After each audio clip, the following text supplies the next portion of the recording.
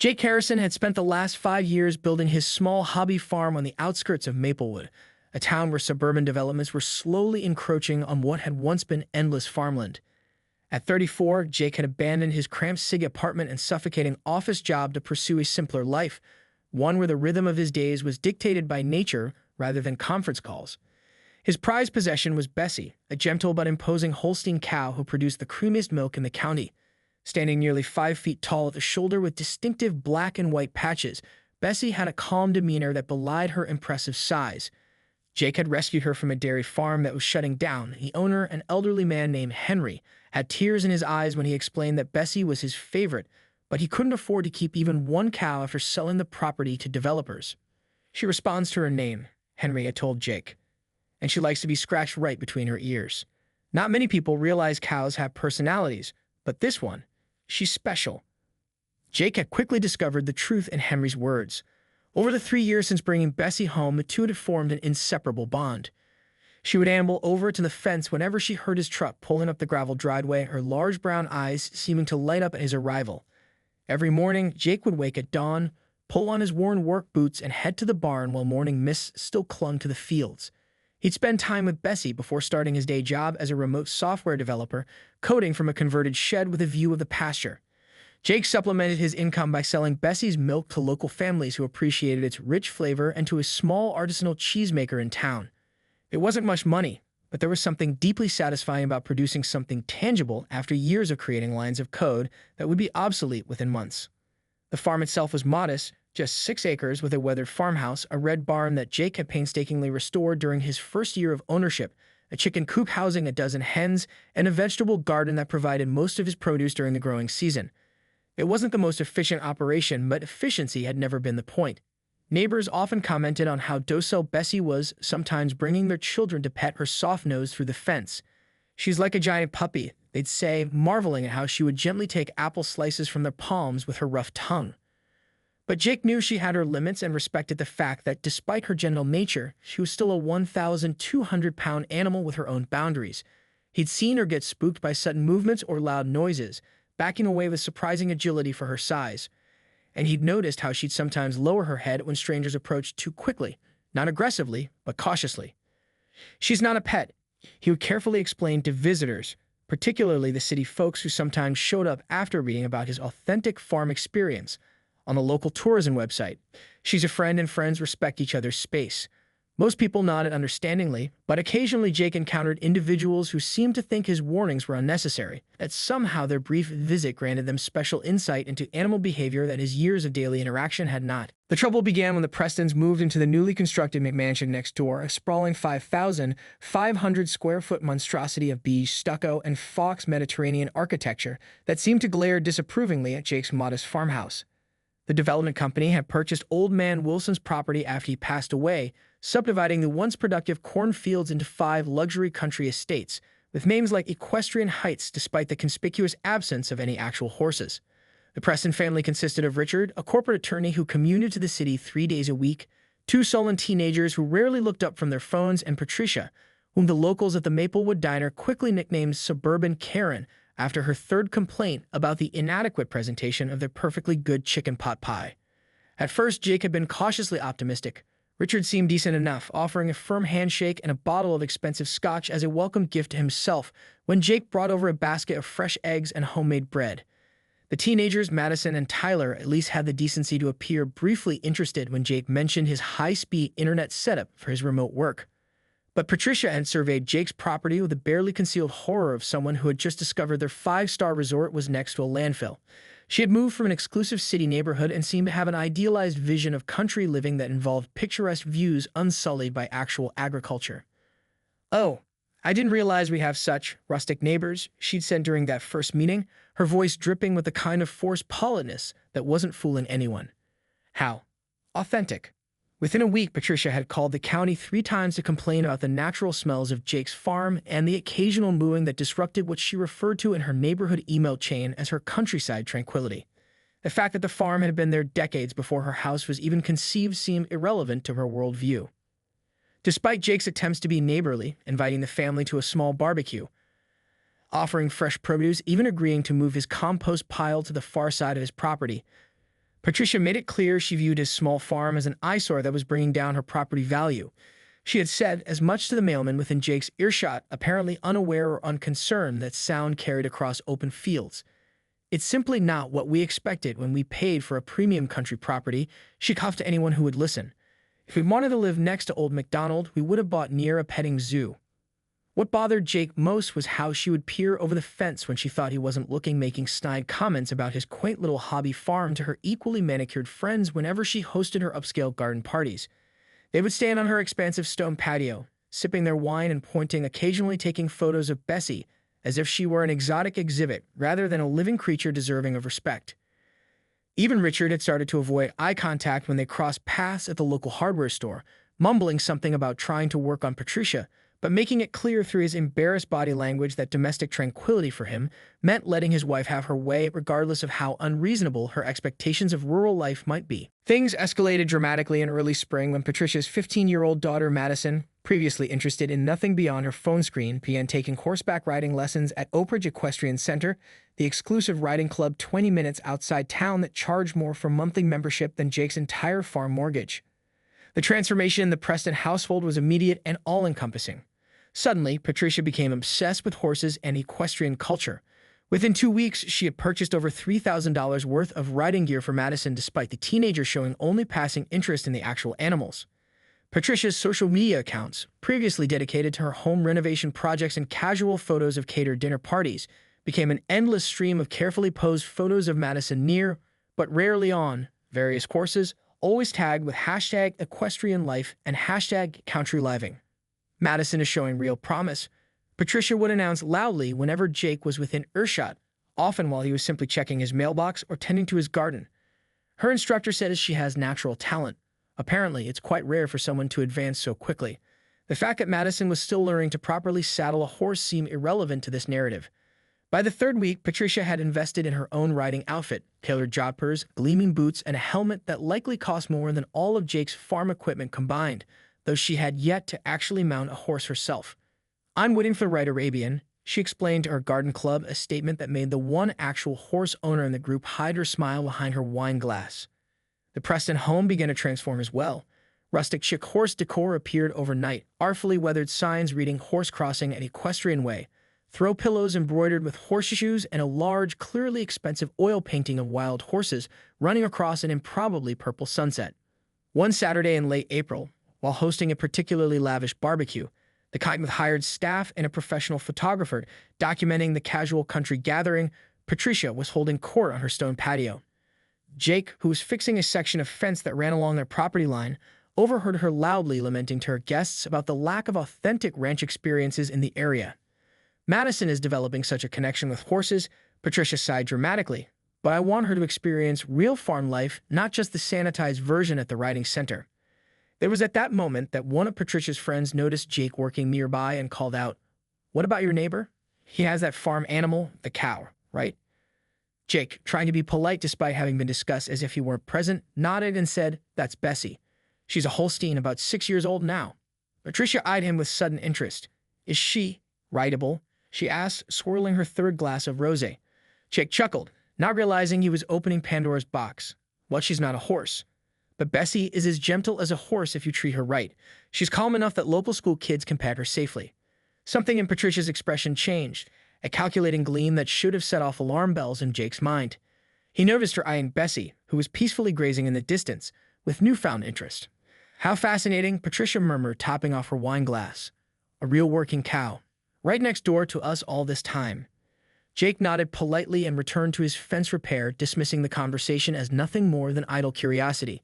He didn't realize that Patricia, fueled by several glasses of rosé and an intense desire to outdo her friend Melissa, who had recently posted photos from a dude ranch vacation, was already formulating a plan to impress her guests with her own authentic ranch experience. The incident happened during Jake's annual farm open house, a tradition he had started 3 years earlier after local kindergarten teachers had asked if they could bring students for field trips. Rather than hosting multiple small groups, Jake had decided to dedicate one spring Saturday to visitors, setting up educational stations around his property where families could learn about sustainable farming, animal care, and food production. This year's event fell on the first truly beautiful Saturday in May. The morning sky was a perfect blue, the air carried the sweet scent of nearby apple blossoms, and Bessie had been brushed until her black and white coat gleamed in the sunshine. Jake had spent weeks preparing, setting up hand-washing stations, creating informational placards, and asking his farmer friends to bring additional animals for the children to interact with. Old Mrs. Henderson from down the road brought her prize-winning rabbits, and the Wilson brothers displayed their honey extraction equipment with observation hives safely behind glass. By 10 o'clock, the farm was bustling with visitors, mostly young families and curious locals who appreciated the chance to connect with rural traditions. Children squealed with delight as they collected still warm eggs from the chicken coop, and parents snapped photos of their little ones petting rabbits or gaping at the queen bee in her chamber. Jake was in his element, patiently explaining to a group of wide-eyed kindergartners how chickens make eggs when he noticed an unexpected commotion at his front gate. Patricia Preston had arrived uninvited with her entire garden club in tow, 7 women, all dressed in what appeared to be brand-new color-coordinated farm-chic outfits that looked more appropriate for a fashion magazine's interpretation of farming than actual agricultural work. Their pristine hunter boots and carefully distressed designer jeans had clearly never seen actual farm work, and several wore jewelry that seemed particularly impractical for a farm setting. "We thought we'd stop by for the authentic experience," Patricia called out loudly, not bothering to wait for a response as she unlatched the gate and led her entourage into the yard. She carried a wicker basket containing what appeared to be several bottles of champagne and orange juice, along with crystal flutes. "Ladies, this is the little farm I was telling you about. Quite rustic, isn't it?" Jake felt a knot form in his stomach. He'd specifically not invited the Prestons after Richard had mentioned that Patricia found farms unsettlingly aromatic. But now here she was treating his educational event like some sort of agritourism theme park designed for her entertainment. "Patricia," Jake acknowledged with a nod as he excused himself from the children. "I didn't realize you were interested in the open house. Welcome, but please remember this is a working farm with safety protocols. The animals have their own space that we need to respect." Patricia waved a manicured hand dismissively. "Oh, we know all about animals now. Madison has been riding for nearly a month." She turned to her friends, already pouring mimosas into the crystal flutes. "Ladies, help yourselves to refreshments while I give you the tour." Before Jake could explain that self-guided tours weren't part of the event plan, he was called away by Mrs. Henderson, who needed help with a child who had accidentally let one of the rabbits out of its enclosure. By the time he had resolved the situation and returned the frightened bunny to its hutch, Patricia and her friends had consumed what appeared to be several mimosas each and were growing increasingly loud. While Jake was busy showing another group of children how to collect eggs from the chicken coop, Patricia sauntered over to Bessie's pen, champagne flute still in hand. She had been drinking mimosas since breakfast. This much was evident from her slightly unsteady gait and elevated volume, and was loudly proclaiming to her friends that riding farm animals is just like riding horses, just slower and less refined. "I think our equestrian expertise is being wasted on merely observing," Patricia announced to her friends, her words slightly slurred as she drained her 4th mimosa. "Madison says the key to horsemanship is confidence and asserting dominance." Her friend Margaret, the most sober of the group, glanced nervously at Bessie's considerable size. "Patricia, I don't think that's actually a riding animal. Maybe we should ask the owner first?" "Nonsense," Patricia scoffed, handing her empty glass to another friend. "It's practically the same thing as the horses at Oak Ridge, just less expensive. Besides, I've seen people ride bulls on television, and those are much more aggressive than this docile creature." As her friends gathered around the fence, Patricia made a show of stretching her arms dramatically, as if preparing for an Olympic event. Several garden club members had already pulled out their phones, anticipating what they assumed would be an Instagram-worthy moment of Patricia communing with nature. "This will show Melissa and her stupid dude ranch photos," Patricia muttered under her breath as she assessed the wooden fence surrounding Bessie's enclosure. She placed her designer boot, a $900 pair she purchased specifically for country authenticity, on the lowest rung and hoisted herself up with surprising agility for someone who had consumed that much champagne. Bessie, who had been peacefully chewing her cud in the spring sunshine, lifted her head at the commotion. Her large brown eyes regarded Patricia with what Jake would later swear was a mixture of confusion and offense. "Watch this, ladies. I'm practically a cowgirl," Patricia declared as she perched precariously atop the fence. "This will be perfect for my country living highlight reel." A small crowd had begun to gather, drawn by the commotion. Several parents quickly pulled their children away from the scene, recognizing the danger that Patricia, in her champagne-fueled confidence, could not. Jake happened to glance over from the chicken coop just as Patricia awkwardly swung her leg over Bessie's broad back. He dropped the egg basket he'd been holding, eggs shattering on the ground as he shouted, "No, get off her now," and began sprinting across the yard. The usually calm Bessie immediately tensed, her muscles rippling beneath her hide as her ears pinned back against her head. Her eyes widened in alarm, showing their whites, a clear warning sign that Jake recognized from 30 yards away. "She's skittish with strangers," Jake yelled, waving his arms frantically. "Get down immediately." But Patricia, either not hearing or choosing to ignore his warnings, had already settled herself on Bessie's back, her designer jeans sliding precariously on the cow's smooth coat. "It's all about asserting dominance," she announced to her friends, who were alternating between nervous giggles and genuine concern. In what would later be described by witnesses as the worst possible decision anyone could make, Patricia grabbed Bessie's ears like reins and sharply kicked her sides with her pointed boots, digging her heels in as if spurring a horse. "Giddy up, cow," she commanded imperiously. What happened next seemed to unfold in slow motion to the horrified onlookers. Bessie, feeling threatened and in pain from the ear-pulling, let out an indignant moo that sounded almost like a battle cry. She lowered her head toward the ground, a warning posture that Jake had only seen once before when a delivery truck had backfired near the barn. And then, with a coordination and athleticism surprising for a 1,200-pound dairy cow, she kicked her back legs straight up into the air with explosive force. Patricia was launched through the air in an almost perfect arc, her designer outfit flapping like a disheveled flag as she sailed over the fence. Time seemed to slow as dozens of spectators watched her trajectory, arms windmilling, mouth frozen in a perfect O of surprise, before she landed with a spectacular splat in what was unfortunately Jake's freshly fertilized garden patch. The dark, rich compost that Jake had so carefully spread that morning to nourish his heirloom tomato seedlings now cushioned Patricia's ungraceful landing with a soft, squelching sound that was audible even over the gasps of the crowd. For one eerie moment, silence fell over the farm. Even the chickens stopped their clucking. Then several things happened at once. The garden club ladies screamed in unified horror, children burst into unrestrained laughter, parents alternated between covering their mouths in shock and covering their children's eyes, and Jake stood frozen in horror, mentally calculating his liability insurance coverage. Patricia emerged from the muck like some primordial creature, momentarily stunned but miraculously uninjured except for her pride. She was covered head to toe in what she would later describe in her furious emails to the community board as toxic agricultural waste, but it was, in fact, mostly well-composted manure and garden soil, organic and chemical-free, as Jake would later point out to the county inspector. "My outfit," she shrieked, holding her arms away from her body as the dark substance dripped from her designer clothes. "This is Verisace." Her friends stood in a tight cluster at a safe distance, their expressions torn between concern for their friend and terror of getting any of the fertilizer on their own carefully coordinated ensembles. One of them, Linda from 3 streets over, was still filming, her social media instincts apparently stronger than her sense of decorum. Bessie, for her part, simply returned to munching grass with the air of someone who had satisfactorily resolved an unpleasant situation. She swished her tail once as if dismissing the entire incident, then sauntered to the far side of her enclosure, clearly done with human foolishness for the day. Jake finally unfroze and rushed to Patricia's side, offering a hand that she slapped away with a compost-covered palm. "Don't you dare touch me," she seethed, mascara running down her cheeks and black rivulets through the smears of garden soil. "Your monster attacked me. I could have been killed." "My cow defended herself after being assaulted," Jake replied quietly but firmly, surprising himself with his composure. "I specifically warned everyone that the animals weren't for riding." "I will say you into oblivion," Patricia screeched, attempting to maintain some dignity while picking a piece of eggshell from her hair.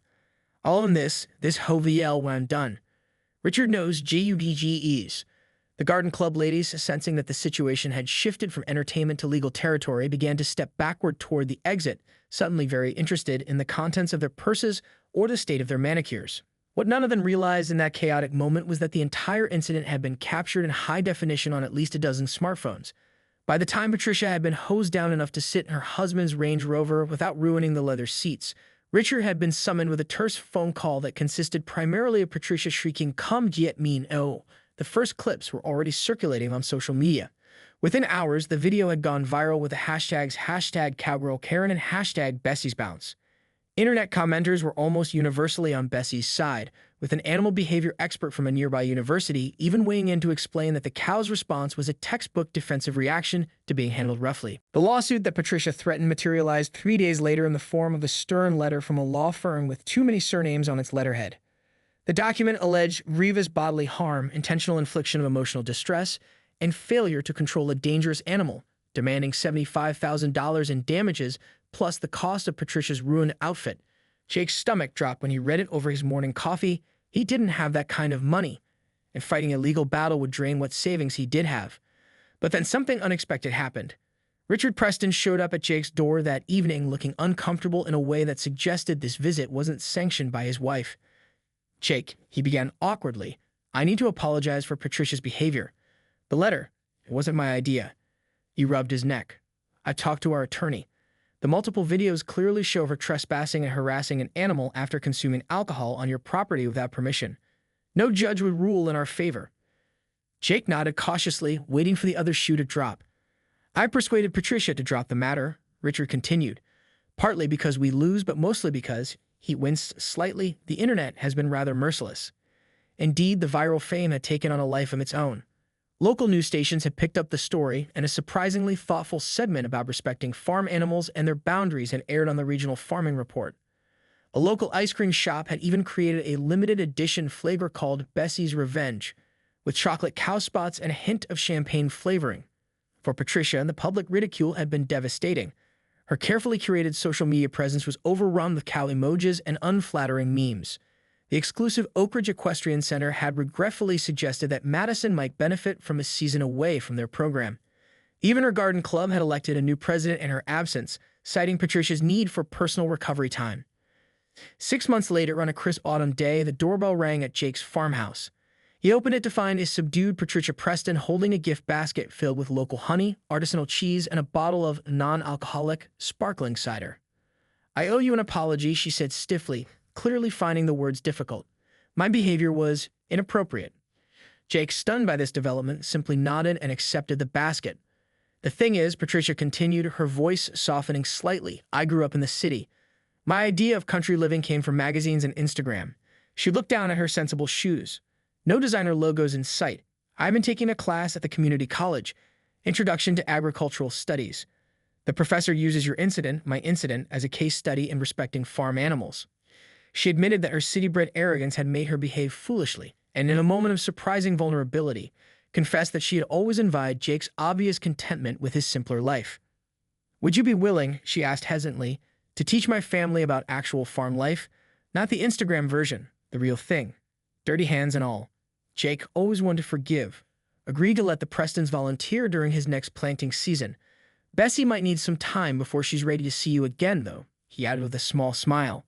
To everyone's surprise, Patricia embraced farm work with unexpected enthusiasm. Richard discovered he enjoyed building things with his hands after spending decades shuffling papers. Even the teenagers occasionally looked up from their phones, especially when the spring cows arrived. These days, Patricia still visits the farm, but she keeps a respectful distance from Bessie, who seems to watch her with what Jake squares as a cow's version of a smirk. Madison has switched from riding to agricultural science classes, and the Prestons have become unexpected advocates for small-scale farming in the community. The incident has become local legend, taught Jake about standing his ground with entitled neighbors, and given Patricia a valuable lesson about respecting animals, farmers, and boundaries, both literal and figurative. Occasionally, when she thinks no one is watching, Patricia glances at the garden patch where she landed and laughs at herself, perhaps her most impressive transformation of all.